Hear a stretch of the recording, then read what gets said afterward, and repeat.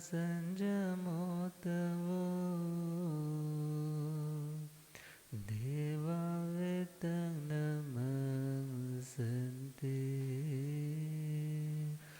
जसदमे सया मणो।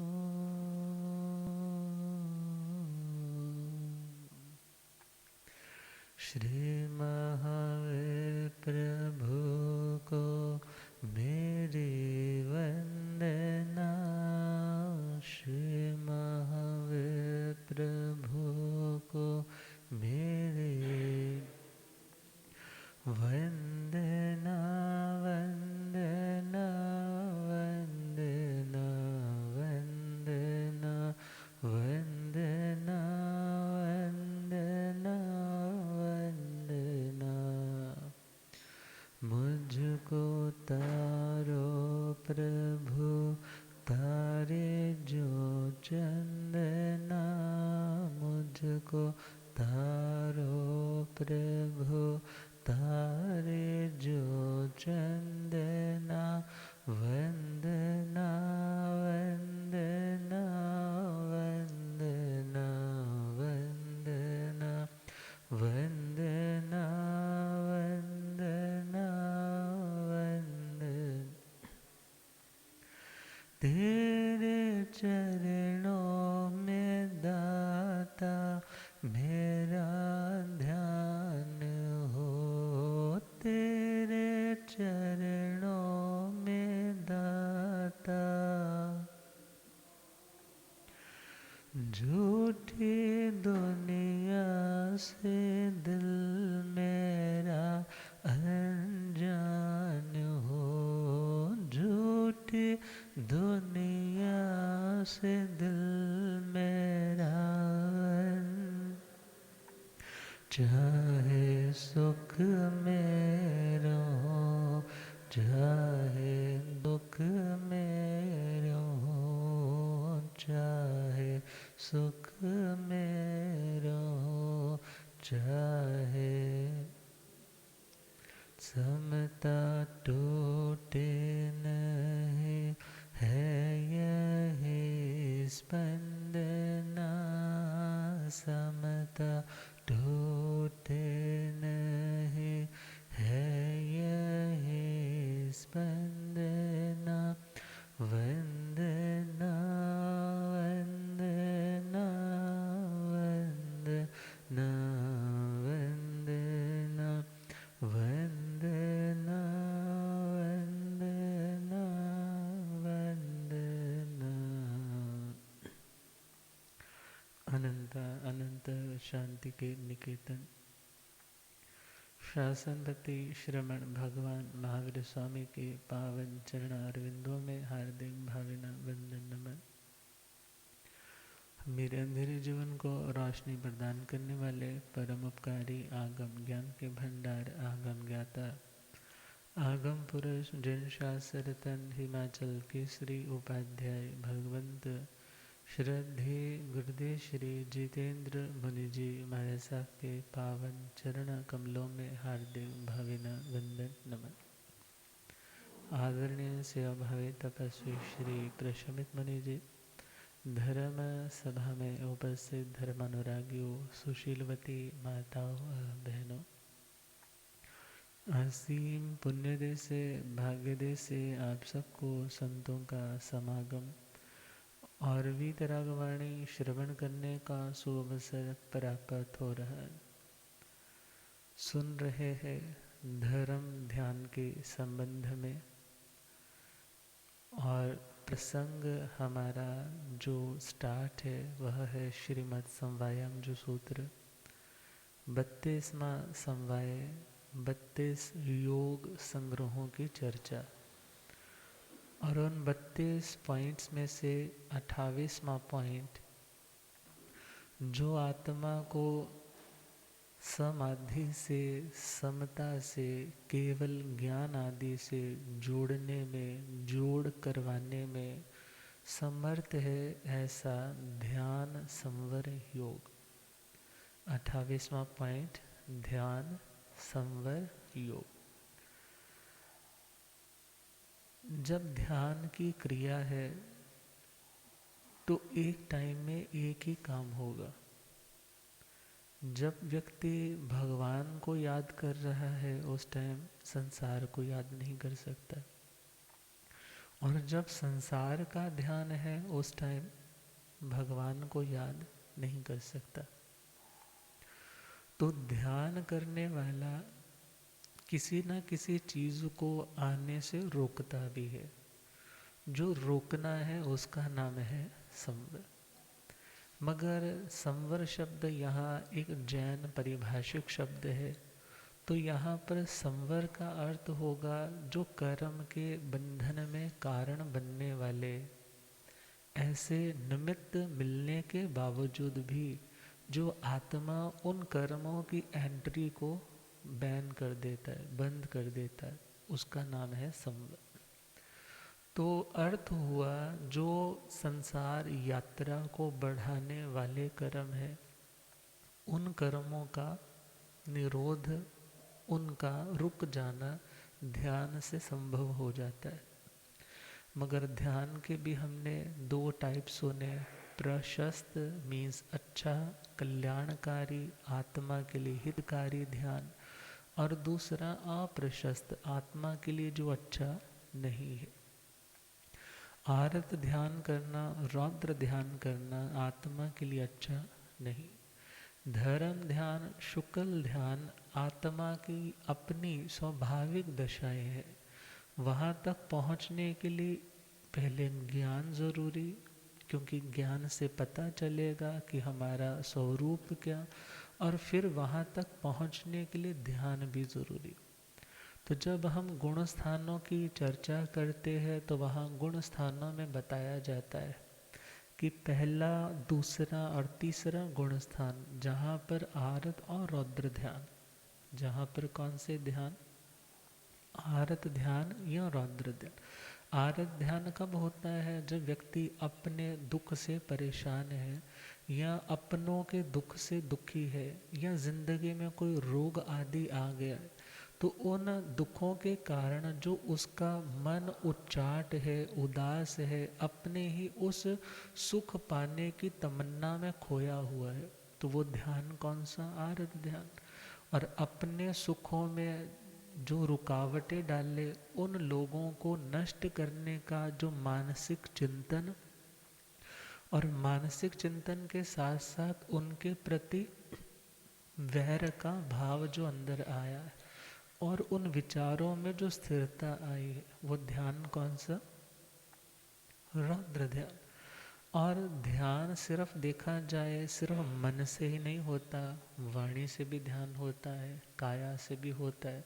मगर हाँ, इतना ज़रूर है कि मन के साथ साथ वाणी के एक्सप्रेशंस भी क्लियर होने लग जाते हैं। मन की ही इंटेंशंस के साथ साथ काया के भी जेस्चर्स, व्यक्ति के हाव भाव प्रकट होने लग जाते हैं। तो मन का अनुगमन करते हैं कौन? वाणी और शरीर। अतः क्या कहा? मन को साध लिया तो सब सध जाएगा। कहीं मन को साधने के लिए पहले काया को साधने का संदेश दिया, मीन्स काया से व्यर्थ की चेष्टाओं पर रोक लगाने का पहला संदेश दिया। सेकंड संदेश दिया, मौन रहने का अभ्यास करो, व्यर्थ मत बोलो, किसी का अहित करने वाला शब्द ना बोलो। जब नहीं बोलोगे तो धीरे धीरे फिर मन भी शांत होने लग जाएगा। तो मन से भी ध्यान होता है, वाणी से भी ध्यान होता है, और काया से भी ध्यान होता है। एक सिंपल शब्दों में समझे तो जिस चिंतन से आत्मा की प्रसन्नता बढ़े, जिस बोलने से आत्मा की प्रसन्नता बढ़े और दूसरों का भी कोई नुकसान ना हो, वो शरीर की क्रिया जिससे दूसरों को भी कोई पीड़ा ना पहुँचे और अपना भी नुकसान ना हो, इन बातों का विवेक रखते हुए, ध्यान रखते हुए इन क्रियाओं में प्रवृत्त होना, लगना, वो भी ध्यान है। तो पहला, दूसरा, तीसरा गुण स्थान कैसा है? जहाँ कौन कौन से? आरत ध्यान और रौद्र ध्यान। फिर हम चले चौथा गुण स्थान, जहाँ पर अविरत सम्यक दृष्टि गुण स्थान बोला, और 5वें गुण स्थान को देश विरति श्रावक गुण स्थान बोला। तो ये दोनों गुण स्थान कैसे है, जहाँ पे वे आत्माएं आरत ध्यान, रौद्र ध्यान और प्लस धर्म ध्यान। कौन सा ध्यान? अब श्रावक बन तो गए मगर वहाँ पर खींच भी हो जाती है। अपने दुखों को मिटाने के लिए कई बार दूसरे के विनाश का चिंतन भी आ जाता है।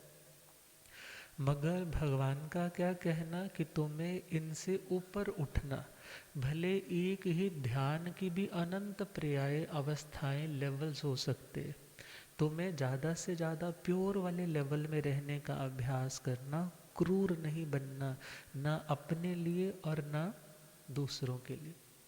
तो चौथे और 5वें में आरत ध्यान भी कभी आ जाता है, कभी बहुत पाप का उदय हो तो रौद्र ध्यान भी आ जाता है। और यदि वो साधना रत रहे, सम्यक दृष्टि बन गया है, कोई कोई नियम पच्चखान भी पाल रहा है, धर्म की बातों का चिंतन करता है, चिंतन करते करते उनमें खो भी जाता है और अपनी आत्मा को टटोलने की कोशिश भी करता है, उस टाइम उसका ध्यान कौन सा? धर्म ध्यान। अब आगे बढ़े तो छठा गुण स्थान जो है वह है प्रमादी संयति गुण स्थान। तो कहा कि ऐसी आत्मा के पास जो साधु बन गई है, जिसने 5 महाव्रत स्वीकार कर लिए, वो आत्मा रौद्र ध्यान में तो नहीं जाती, मगर हाँ यदि रौद्र ध्यान में जाएगी तो गुण स्थान से नीचे गिर जाएगी। अब हाँ उस आत्मा में भी आरत ध्यान हो सकता है। सपोज जो चाहता है वैसा नहीं हो पा रहा, सेहत ठीक नहीं रह पा रही, अशांत हो रहा है चित्त से, या कोई अपनी साधना के बदले निदान आदि भी करने लग जाए, पूजा प्रतिष्ठा की कामना करने लग जाए, तो है तो साधु मगर प्रमाद दशा वाला है, तो उसमें आरत ध्यान भी संभव है। और उसके साथ उसके पास कौन सा ध्यान होगा? धर्म ध्यान। मगर उसके धर्म की क्रियाएं और धर्म करने का स्थिरता का जो भाव है वो सामान्य लोगों की अपेक्षा ऊंचे लेवल का होगा। अब 7वां गुण स्थान चले तो अप्रमत्त संयत गुण स्थान, जो संयत है, नियंत्रित है, बुराइयों से खुद को रोक करके रखता है और उसी के साथ साथ प्रमाद दशा से भी ऊपर उठ चुका है। मीन्स लापरवाह नहीं है, साधना के लिए जो चीज़ें ज़रूरी है उनके लिए बड़ा केयरफुल होकर के चलता है, केयरलेस होकर के नहीं चलता है। तो वैसी आत्मा 7वें गुण स्थान में। और कहा ऐसी आत्माओं के पास सिर्फ एक ध्यान, कौन सा? धर्म ध्यान। कौन सा ध्यान? धर्म ध्यान। वो आत्मा झूले की तरह मीन्स आरत ध्यान में नहीं आ रहा, बल्कि धर्म ध्यान में है। यदि आगे बढ़े तो बढ़ते बढ़ते बढ़ते बढ़ते वो शुक्ल ध्यान तक भी पहुँचेगा, क्योंकि जैसे ही 8वां गुण स्थान है तो 8वें से लेकर के 14वें गुण स्थान तक कौन सा ध्यान है? शुक्ल ध्यान। कौन सा ध्यान? मीन्स 13वें गुण स्थान तक बोल देते हैं शुक्ल, 14वें गुण स्थान में कभी बोल देते हैं परम शुक्ल ध्यान है।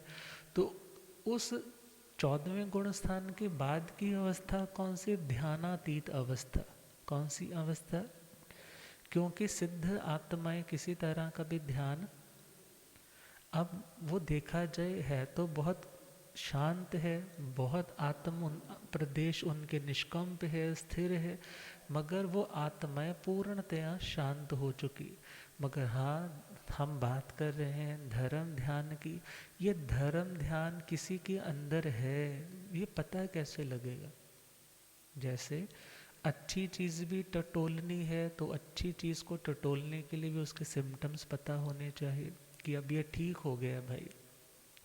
कोई बीमार है तो पता चलता है इसको भोजन में रुचि नहीं है, खाने में रुचि नहीं है, कोई बढ़िया चीज़ इसको परोसी जाती है ये मना कर देता है।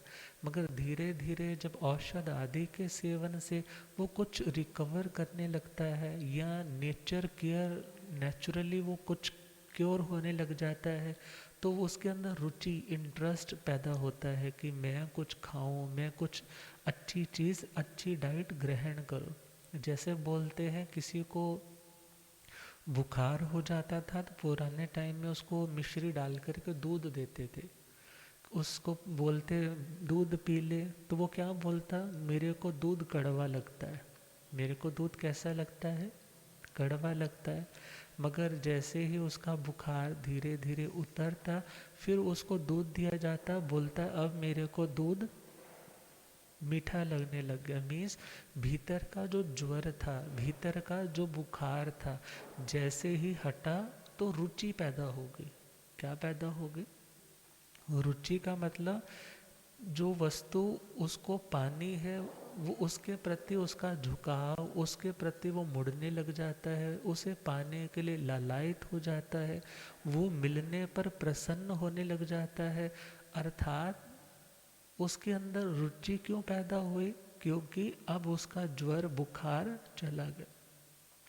इसी प्रकार धर्म में, धर्म की क्रियाओं में जो आत्मा के लिए अच्छी चीज़ें हैं उनको करने में रुचि कब पैदा होगी, जब मोहनीय कर्म का ज्वर, मोहनीय कर्म मतलब मोहनीय कर्म में उसका मिथ्यात्व, मोहनीय कर्म का क्या होना चाहिए, क्षोभशम हो, उपशांत दशा हो, क्षय दशा हो, या वो जो हमारे पास चारित्र मोहनीय है, उन कषायों की प्रकृतियां क्रोध, मान, माया और लोभ, उनकी उग्रता, जिसमें आवेश की स्थिति थी, जो बिल्कुल ही आउटरेजियस हो जाता था, हर परिस्थिति में अनकंट्रोल्ड हो जाता था। अब वो खुद को मैनेज करने लग पड़ा है। मैनेज करने लग पड़ा है तो इट मीन्स क्या लगता है कि किसी ने कुछ बोल भी दिया तो बड़ा शांत है, उसके पास इतना पैसा है फिर भी किसी का तिरस्कार नहीं, कोई गरूर नहीं, कोई गलती हो भी जाती है बड़ी सरलता से कह देता है जी मेरे से ये अनजाने में नहीं बल्कि जानबूझ कर के गलती हो गई, मगर मैं ऐसी गलती दोबारा नहीं करूँगा। अब पड़ोसी ने बहुत कुछ, अपनी कोठी बढ़िया बना ली, फर्नीचर बहुत महंगा वाला लगवा लिया, उसे देख कर के भी कोई मन में लोभ नहीं है कि ऐसा मेरे पास होना चाहिए। अपने पास जो है बड़ा वो सेटिस्फाइड है, बड़ा संतुष्ट है। जब किसी के अंदर ऐसे गुण दिखने लगते हैं तो क्या बोलते हैं, इसके अंदर अब धर्म दिखने लग पड़ा। अर्थात अब उसकी रुचियाँ, उसकी इंटरेस्ट दुनिया के लिए नहीं, एक्सट्रोवर्ट नहीं, वी कथाओं में वो मन नहीं लगाता, बल्कि उसका मन कहाँ लगता है, स्वाध्याय में। गुरु भगवंत आए तो उसका रोया रोया खिल जाता है। और यदि घर में रिश्तेदार भी आते हैं तो उसके मन में क्या होता है, अब स्वाध्याय छूट जाएगा, समय के कम हो जाएंगे, रिवाइज करता था वो कम हो जाएगा, मेडिटेशन करता था वो कम हो जाएगा। अर्थात दुनिया की कोई भी प्रसंग आता है तो उसको ये लगता है मेरा धर्म ध्यान में उसका असर ना पड़े, उसमें कटौती ना हो। मगर जब गुरु भगवंत आते हैं तो उसको लगता है अब तो ऑटोमेटिकली टाइम भी निकल जाता है, हम चार चार समय के करके बैठे रहते। अर्थात जब किसी के अंदर ऐसा इंटरेस्ट जागृत होता है, ऐसी सिम्टम्स दिखाई देने लग जाते, तो उसको क्या बोलते हैं, ये धर्म ध्यानी आत्मा है। कैसी आत्मा है, जैसे आप लोग रिश्ता देखते टाइम देखते हो ना, बेटे की शादी करनी है, बेटी की शादी करनी है, तो किसी से पूछते हो भाई ये कैसा परिवार है, तो क्या बोलते, बड़ा धर्म ध्यानी परिवार है। कैसा परिवार है, बड़ा धर्म ध्यानी परिवार है, स्थानक आता जाता है या मंदिर जाता है और गुरुओं की सेवा भी करता है, शास्त्र भी पढ़ता है, क्लासेस भी अटेंड करता है, प्रतिक्रमण भी करता है, पक्षी के पक्षी कोई ना कोई तपस्या भी करता है। तो ये सारी चीज़ें क्या बताती है, ये व्यक्ति कैसा है, धर्म ध्यानी है। तुम्हें घबराने की कोई ज़रूरत नहीं, यहाँ बहुत अच्छा रहेगा।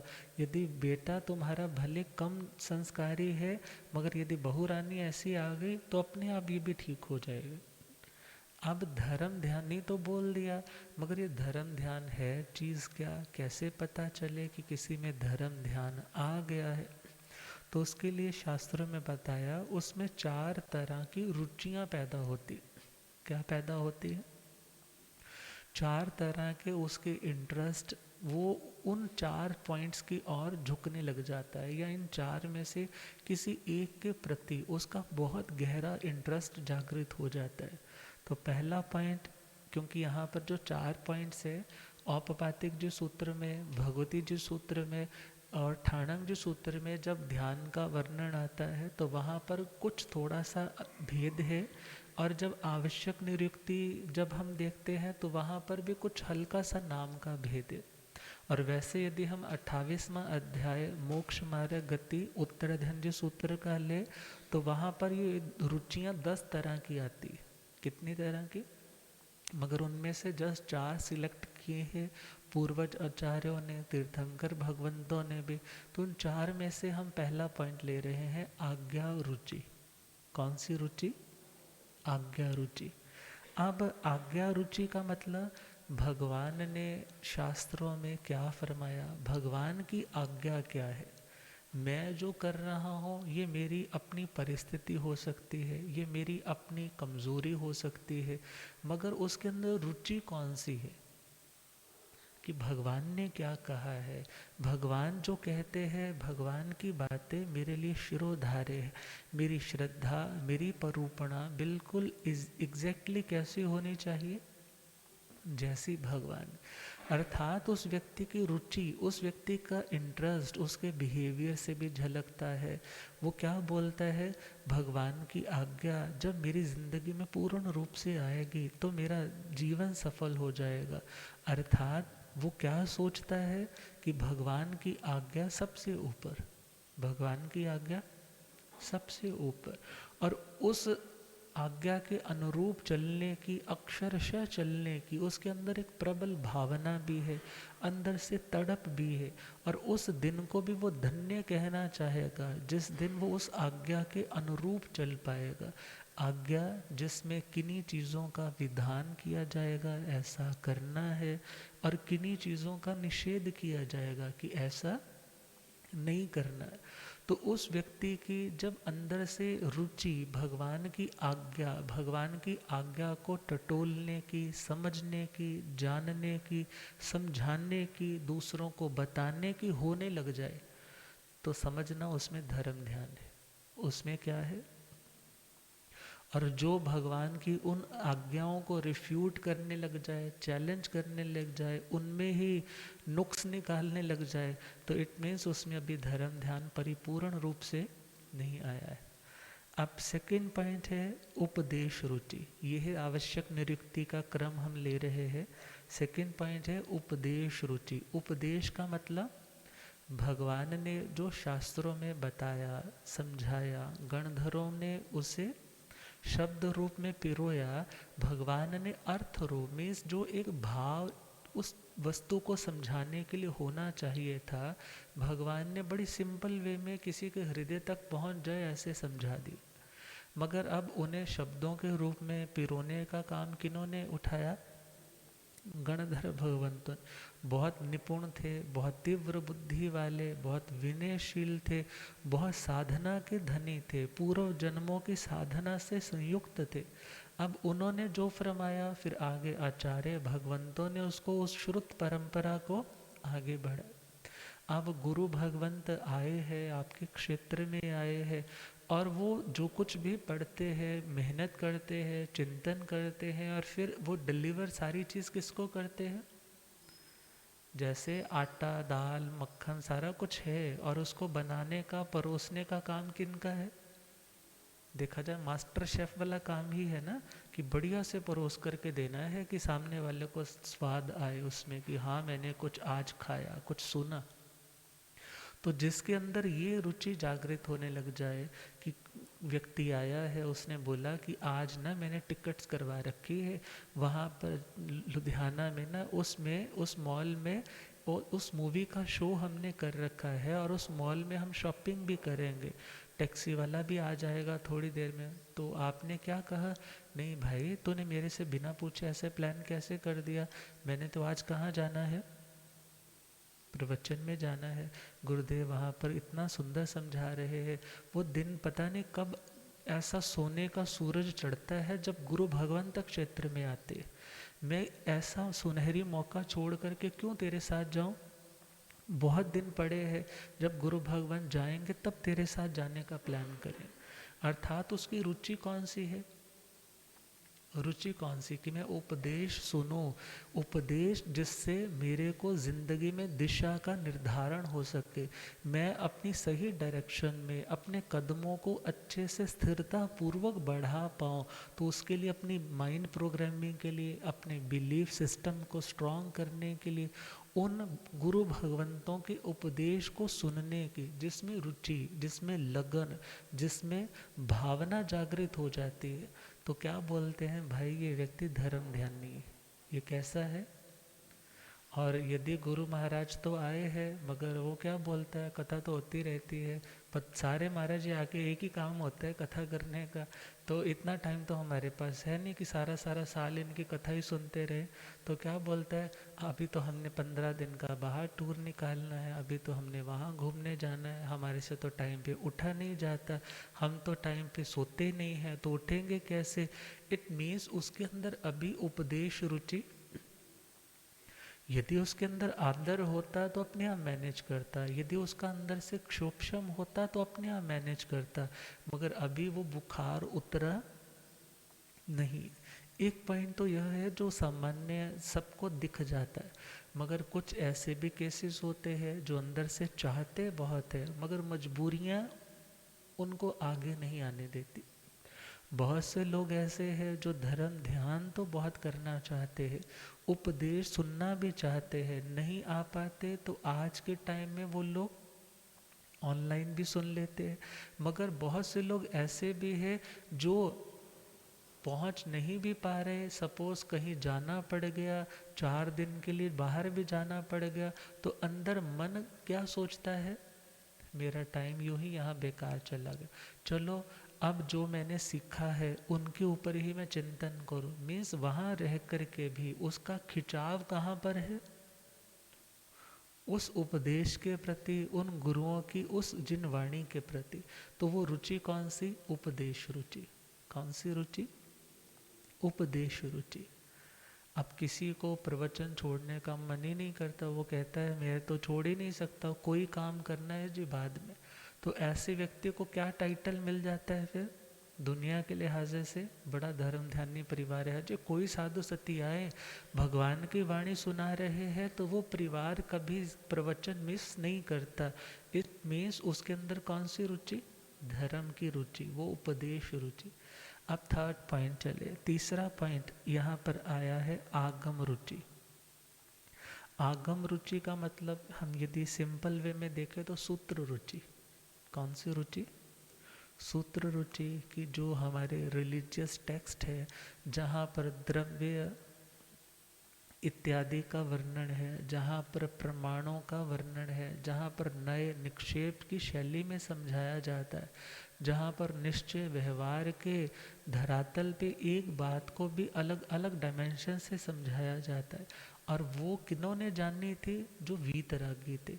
वीतरागी आत्माओं ने जो सुनाया और गणधरों ने जो उसको पिरोया। अब जो लिपिबद्ध होकर के हमारे पास उपलब्ध है, जब किसी के अंदर क्या रुचि होती है कि मैं क्या पढूं? शास्त्र पढ़ूं। कोई संत भगवंत आए हैं तो आकर पूछता है गुरुदेव मैं कौन सा शास्त्र पढ़ सकता हूँ? तो गुरु भगवंत क्या कहते हैं कि तुम अभी पहले क्या याद करो, समय के पाठ याद करो, 25 बोल याद करो, नवतत्व सीखो, प्रतिक्रमण याद करो। जब ये चीज़ें कॉन्सेप्ट क्लियर हो जाएंगे फिर तुम शास्त्रों पे आओ। भले वहाँ पर उपासक दशांग करो, श्रावक हो, उत्तराध्ययन जी करो, दशमी कालिक जी करो और नंदी जी करो, अर्थात अपनी अपनी एबिलिटी, अपना अपना इंटरेस्ट। किसी को कथाओं में ज़्यादा शौक होता है, चीज़ समझ उसको जल्दी आती है, किसी को मैथमेटिक्स गणित जम्बू द्विपाती जल्दी समझ में आते।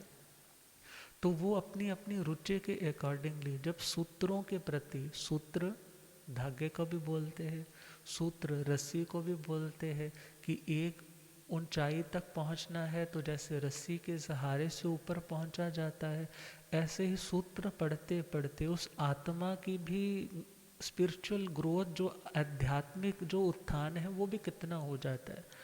अर्थात सूत्र ज्ञान सीखने की जब अंदर से ललक, जब पढ़ने की भावना, भले उसको कुछ समझ नहीं आता, यदि किसी स्थान पे पढ़ाया जा रहा है तो वो क्या सोचता है, चलो बैठ ही जाएंगे, उतनी देर हम कुछ गलत थोड़े ही सुनेंगे, जितना समझ में आएगा उतना सुन लेंगे। यूं भी तो बेकार की बातें दुनिया की सुनते ही रहते हैं, यहाँ कुछ दो अक्षर अच्छे कान में चले जाएंगे।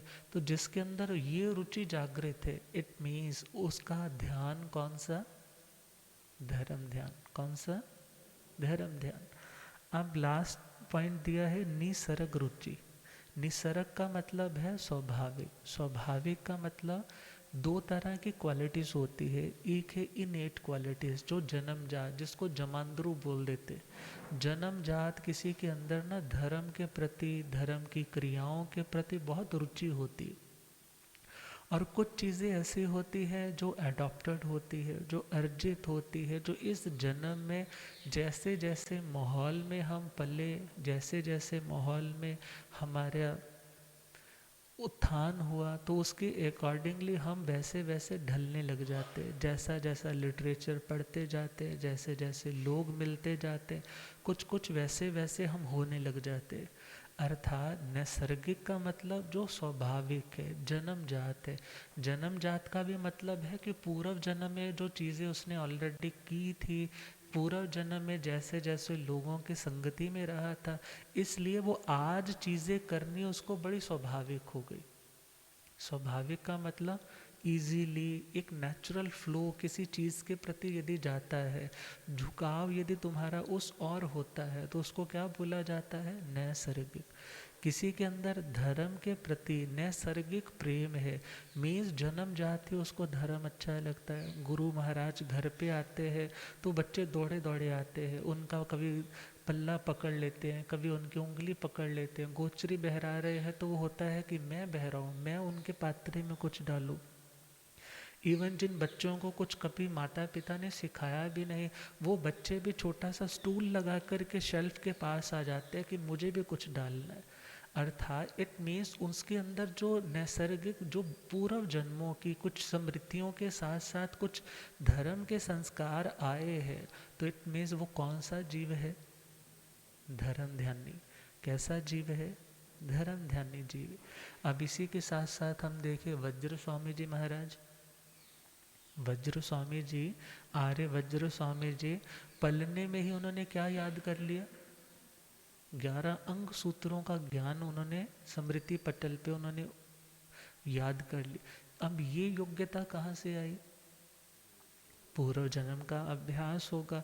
और जब पिता ने कहा कि ये बच्चा जब रो रहा है तो बच्चे को क्या कहा कि मैं इसको ले जाता हूँ ना, उसने माँ ने क्या बोला कि आप तो चले गए, ये तो रोता रहता है, इस मुसीबत को ले जाओ। और गुरुदेव ने क्या बोला था कि आज तुम्हें सचित अचित कुछ भी मिले ले आना। अब जैसे ही पात्रा किया, बच्चे को रखा, बच्चा चुप हो गया। क्यों चुप हो गया, क्योंकि नैसर्गिक वो जन्मजात उसके पास जाति स्मरण ज्ञान के कारण वो क्वालिटी से। अब जब पहुंच गया है तो पलने लगा है तो माँ फिर रोने लग पड़ी कि मेरे को तो बच्चा वापस चाहिए। तो राजमहलों में जब सब कुछ, इधर पिता है और इधर माता है, माता ने मिठाइयाँ रखी है, खिलौने रखे हैं, और इधर पिता ने क्या रखा है, पिता ने ओघा रखा, पिता ने पात्रे रखे, कोई अपने शास्त्र का पुट्ठा इत्यादि रखा, कोई पन्ना इत्यादि रखा। अब बच्चा देखता है दोनों ओर। यदि मैं माँ की ओर चला गया तो माँ का मोह कभी टूटेगा नहीं, और यदि मैं पिता की ओर आ गया तो माँ को झटका तो लगेगा, मगर वो संसार के मोह से उभर करके वैराग्य के मार्ग पर आएगी। तो वो किसकी ओर मुड़े, पिता की ओर। अब उसकी योग्यता, उसकी रुचि, उसका इंटरेस्ट कौन सा था, वो नैसर्गिक था। अब वो नैसर्गिक किन्हीं के अंदर यदि योग्यता है तो वो भी अपने आप नहीं आई, वो भी आई है पूर्व के अभ्यास से। वो भी कैसे आई है, पूर्व के अभ्यास से।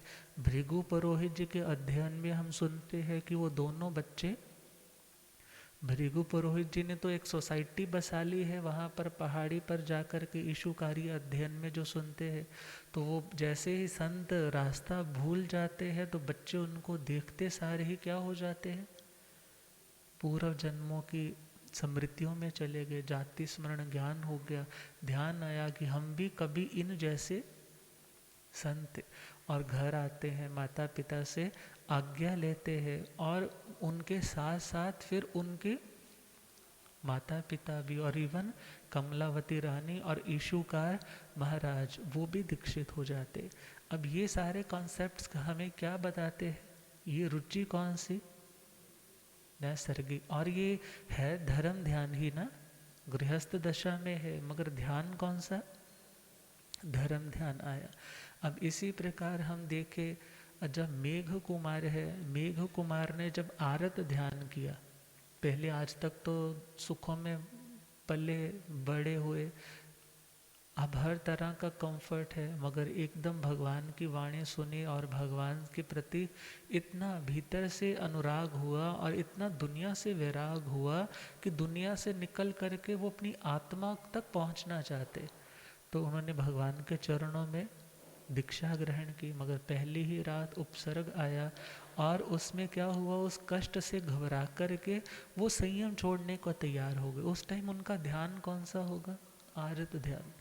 मगर जैसे ही भगवान ने उनको पूर्व जन्म की स्मृति दिलाई, उपदेश दिया, क्या दिया, और उनकी जो रुचि जागृत हुई, वो कौन सी रुचि? उपदेश रुचि। संजय राज ऋषि को जब जैसे ही वो शिकार खेलता खेलता आ रहा है और वो हिरन गिर करके उनके चरणों में गिर गया, पड़ गया, और जैसे ही वो घोड़े से उतरा, डर गया कि मैंने इस ऋषि की कस्टडी में रहने वाले उनके उस पशु को क्या कर दिया, मार दिया, पता नहीं मेरे को ये कौन सा शाप दे गए।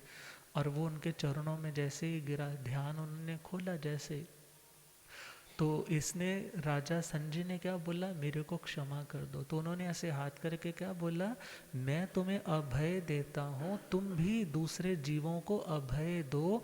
तुम जिस देह के लिए, जिस परिवार के लिए इतने पापों में लगे हुए हो, अंतिम समय कोई भी साथ जाने वाला, मगर ये पाप जब तक तुम्हारा ये ऋण उतरेगा नहीं, तब तक तुम्हारी मुक्ति नहीं हो।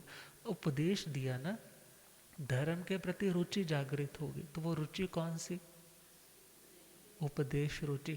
और वो रुचि जागृत हुई है तो उनका धर्म ध्यान भी तो बढ़ा ना, कितनी साधना उनकी ऊंची उठ गई।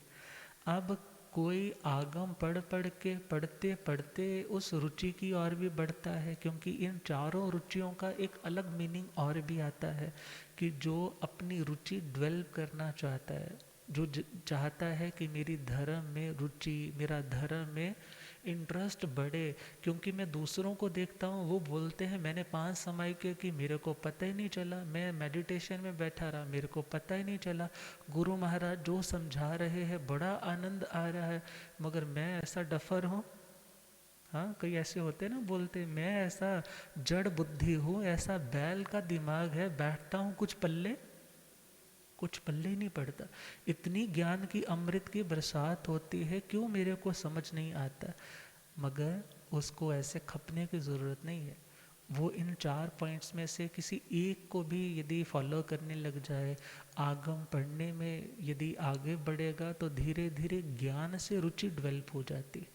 जब शरीर तुम्हारा सपोज आज बीमार बहुत है, तुम उसके बारे में जब सर्च करते हो, इन इन कारणों से शरीर में बीमारियां होती है, ये चीज़ तुम्हारे लिए बेनिफिशियल है।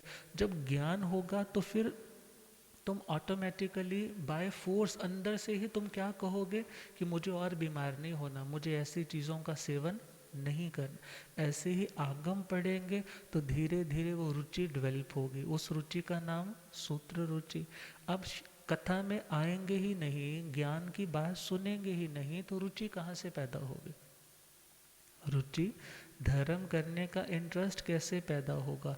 जब देखते हैं वो भी सामायिक में है, वो भी सामायिक में है, वो भी कोई ना कोई पॉइंट नोट कर रहा है, प्रवचन खत्म हुआ वो कुछ ना कुछ पूछ रहा है, तो अंदर से खुद भी वो भावना होती है मेरे को भी समझ आए, मैं भी उनसे कुछ पूछूं। जब पढ़ेंगे, जब उनके चरणों में आकर सुनेंगे, तभी कुछ पूछ पाओगे ना।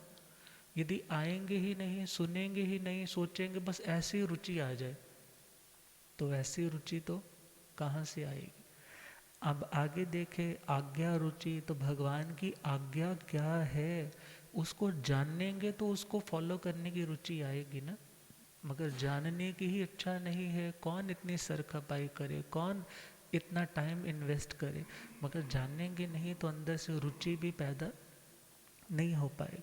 और निसर्ग रुचि अर्थात जिन आत्माओं को नैसर्गिक योग्यताएं प्राप्त थी, तो उनकी पूर्व जन्मों की, उनकी लाइफ हिस्ट्री को जब पढ़ेंगे तो धीरे धीरे हमारे में भी वो नैसर्गिक, वो हमारी आत्मा का स्वभाव है धर्म में रहना, धर्म ध्यान में रहना, धर्म ध्यान से शुक्ल ध्यान में जाना, ये आत्मा की योग्यताएं है। गुरुदेव पद हो रब मेरा सतगुरु बन के आया,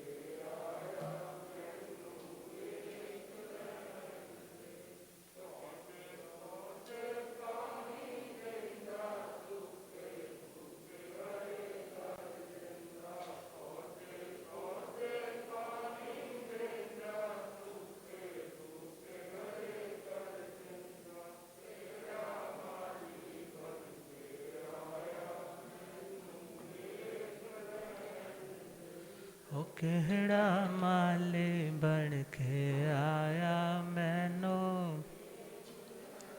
हो रब मेरा सतगुरु बन के आया मैनो।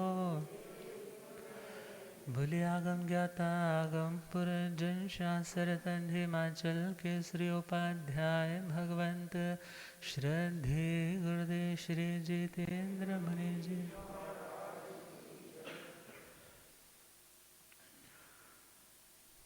तो जब उन चीज़ों को जानेंगे नहीं जिनसे हमारी रुचि, हमारा इंटरेस्ट अच्छाई की ओर बढ़ सके, जब सुनेंगे नहीं, जानने की क्यूरियोसिटी ही नहीं है, पुरुषार्थ करना ही नहीं चाहते, तो बिना पुरुषार्थ के वो धर्म की रुचि भी डेवलप नहीं हो पाएगी।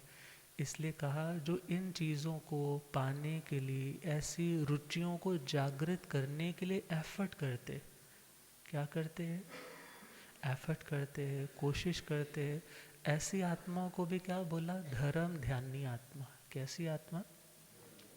और धर्म एक ऐसा जहाज़ है कि दुनिया में तो बहुत दुख है, कभी संयोग का है, बुरी चीज़ का संयोग हुआ, कभी अच्छे का वियोग हुआ, कभी शारीरिक रोग आया, कभी घाटा पड़ गया, कभी अपनों ने धोखा दे दिया, कितना कुछ है। मगर इतना कुछ होने के बावजूद भी जो हमें इन दुखों से पार ले जा सके, ऐसा जो जहाज़, वो है धर्म जहाज़। मगर जो बैठेगा, जो समझेगा, जो चिंतन करेगा, उसी को वो लाभ मिल पाएगा। हम गुरुदेव कृपा करेंगे। ओम शांति।